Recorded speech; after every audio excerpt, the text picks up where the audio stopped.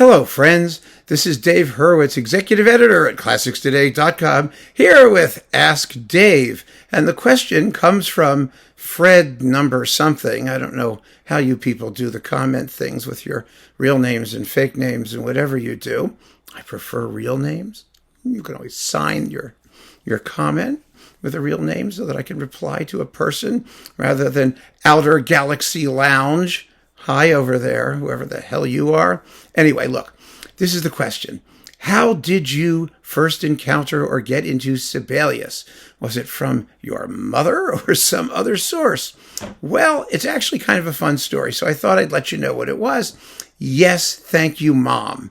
It was Mom. I grant you fully it was Mom. But there's a little bit of a backstory before it, and that's this. I was a record collector and listener since I was in nursery school. Now, you may think that's crazy, but it is actually true. I had a little close and play record player that I could drag around. Remember that thing? You would put a little 45 RPM thing in it and close it, and you could drop kick it across a room and it wouldn't skip. Of course, it ground down your recordings, so they were only good for one or two plays back in the glory days of vinyl, but that thing was indestructible. But here was the deal. Even before that, I wanted records. I loved records.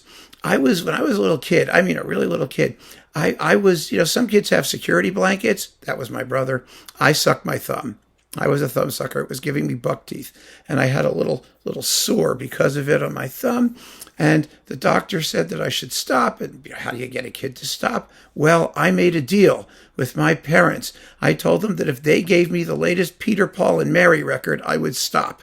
So my father bought the Peter, Paul, and Mary record, and I never sucked my thumb again.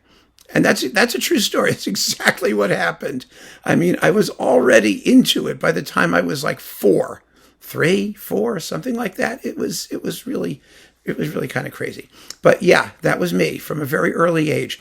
So I loved music and I loved records, and my mother had the record collection. She was the music listener in the family because, as I described in another video, my father was the victim of the overbearing mother practiced the piano syndrome. He was a superb musician. He won all kinds of awards. He could have gone to Juilliard, but he hated it, and he stopped, and he stayed away from it because he had been pushed and brutalized into playing Schumann when he wanted to play jazz. It was a terrible, sad thing. But anyway, the bottom line is Mom had the record collection. And one of the albums that she had, that she played all the time, was the Arthur Fiedler Boston Pops album called Classical Music for People Who Hate Classical Music. Here it is. Here's the cover. That's it. This sold like billions of copies. And of course, the irony of these compilations, called things like Classical Music for People Who Hate Classical Music, is that the people who bought them were people who loved classical music anyway. They bought them because it was a collection of the best tunes and popular things, and it was nice to listen to while you did housework or, stuck your child in his playpen and let him, destroy things. So Mom had that recording, and I loved it. And she played it all the time. And side 2, track 1, was Finlandia. It was, and it was complete Finlandia, because if you look at the track listings, and I can show you the track listings too, here they are, bloop, they had excerpts of things. There were a couple complete short works, but mostly it was a bit of Beethoven's Fifth, a bit of the Tchaikovsky First Piano Concerto, a bit of this, a bit of that. But you got all of Finlandia because it's only like 6 minutes long or 7 minutes long, something like that. It's not overbearingly long if you hate classical music because you have a short attention span. Well, my attention span wasn't so short, but I loved Finlandia. I just thought it was the coolest thing in the entire world. I really did. And it was wonderful. And that was my first encounter with Sibelius. Now, I didn't know who he was, and I couldn't read. If you look at the back of the album there, you'll see that, they had pretty good liner notes. You'd be amazed how much you can learn just reading liner notes that were on the back of albums.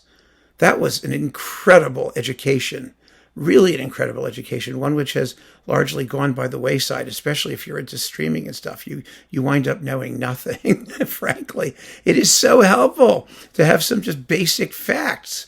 It doesn't detract from the music if you don't, try and make it about the other things other than the music, just a little background on what it was. So that was very interesting. And my mother also had Sibelius' Second Symphony. Of course, everyone had that with Ormandy in Philadelphia, which everybody had then. Now, I was very lucky in my musical pedigree growing up because Mom and her family were from Wilmington, Delaware, which is where I was born, actually. And Wilmington, for those of you who are there, is kind of culturally, anyway, is a suburb of Philadelphia. And everything in Wilmington leans towards Philadelphia, which is only 20 minutes away down like I-95. And so we had a lot of Ormandy in Philly, and Mom was a Philly fan. And she went to college in Boston. And she was in college in Boston in the 50s during the early heyday of Charles Munch of the Boston Symphony. And she was able to go to Symphony Hall and sit through rehearsals because they were open to students. And it was a wonderful time, actually. So she spent a lot of her undergraduate time in Symphony Hall listening to Boston Symphony rehearsals. And so we had Boston Symphony recordings. We had Ormandy recordings. We had a few others. We had some Toscanini recordings because he was broadcasting, so you always had Toscanini. And it was a really nice little record collection there of gems. And that's what I grew up with. And Sibelius, too, and classical music, for people who hate classical music, were amongst these selections that I had the opportunity to listen to when I had permission, because I wasn't supposed to destroy them, which I eventually did anyway. But yeah, it took a while. So that was sort of my record collection, and that's how I got into Sibelius. I knew the name, and I knew Finlandia, and I knew the Second Symphony. And it rested for a while, because when you're only like 4 to age 6 or 7 or 8, you don't have disposable income, and you can't like go out and buy more recordings. I mean, it never even occurred to me that there were more recordings of Sibelius. I mean, I knew there was something called Symphony Number 2. I had no idea what the others were, how many he wrote. I wasn't curious in that sense. I just liked all the music that we had. But then, when I was in 4th grade, and I remember certain things I remember quite vividly, and this is one of them, because 4th grade was a nightmare. I think I've talked about this a little bit before, but my 4th grade teacher, her name was Dolores DeRosa. She was a psychopath. She was a retired nun who quit being a nun because she didn't feel that the Catholic Church was strict enough after Vatican II. She told us this. I'm not making this up. And she felt that her ideas of discipline could best be applied to the malleable minds of small children in grammar school. And so I had her. And there was discipline, and then there's like psychosis, and that was Mr. Rosa. She would line us up on cracks in the linoleum floor, and we were not allowed to put our desks outside of alignment, and we had to walk, 3 linoleum blocks from the wall down the hallway with 2 blocks between us. I mean, it was insane. How they let these people get away with that crap, I have no clue. And in addition to that, we didn't have names. We had numbers. We were numbered alphabetically. I was number 10. Margaret Angela was number 1. I mean, you cannot forget these things. They were so traumatizing. So I spent my 4th grade as number 10. And one of the things that Mr. Rosa wanted to imbue us with was culture. And thank God that I had an independent source of it, because otherwise I probably would have grown up really hating classical music. And she played occasionally. We were studying countries like Norway or something, or Scandinavia, and then Norway. And so she would play like a bit of the Peer Gynt Suite, or she would play some music for us as part of our social studies curriculum. And so we were doing Scandinavia, focusing on Norway, and out came Finlandia again, which of course I already knew, and I was more than happy to tell her that, and she was more than annoyed that I told her that, and she was, number 10, I didn't call on you, that was the deal. And so, but that reinforced the fact of Sibelius, his place, the location, a little bit of the history. I mean, I found that part interesting. The fact that it was coming from, this evil witch from hell, I managed to blot out because I just loved the music, and because I had it at home already. So it already had the sanction of Mom, which meant that it was kosher. as far as I was concerned. So after surviving fourth grade, of course, I began collecting music and listening to music, and Sibelius was just one of those names that I knew. And so it was from Finlandia first, the Second Symphony a little bit more, that I gradually got into classical music and Sibelius specifically. That's how it happened, and I just never looked back. Also, I have to say something else. Because I had sort of mom's record collection, and because I wasn't trained musically, because of my dad, who said, no way are we putting our children through what I went through, I didn't have the Bach, Mozart, Beethoven, Brahms. I didn't care about German music. I didn't think it was better than any other kind. I wasn't brainwashed or conditioned into thinking that there was a specific, sort of Germanically based, or if my parents had been that way, an opera canon. It was Italian, not German. I was a polyglot. We didn't have our own, specific musical culture that was better than all others, as happens so often in Europe. And so I didn't grow up thinking Sibelius was inferior to anybody else. I thought he was wonderful.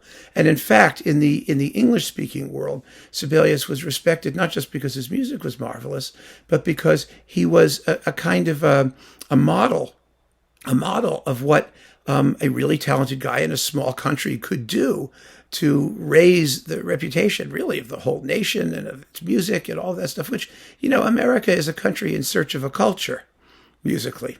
And so composers like Sibelius were hugely admired because they were models of what could happen, in a country that had borrowed culture from other places, and Finland was certainly one of those. So yeah, there you go. That's how I found Sibelius and got into it, and have loved him ever since. And it's a very personal story. Of course, I can't speak for anyone else. It's not a method. It's not a suggestion, but it worked.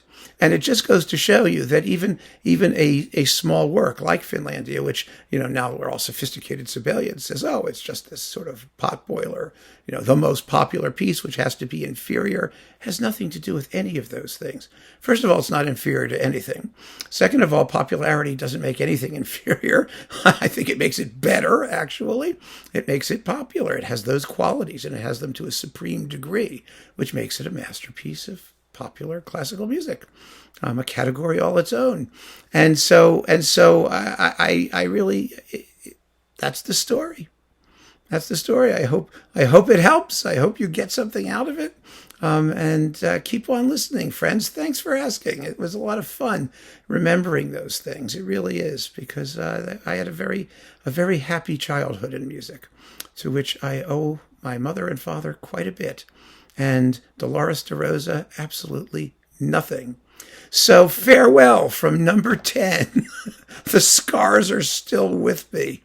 Take care.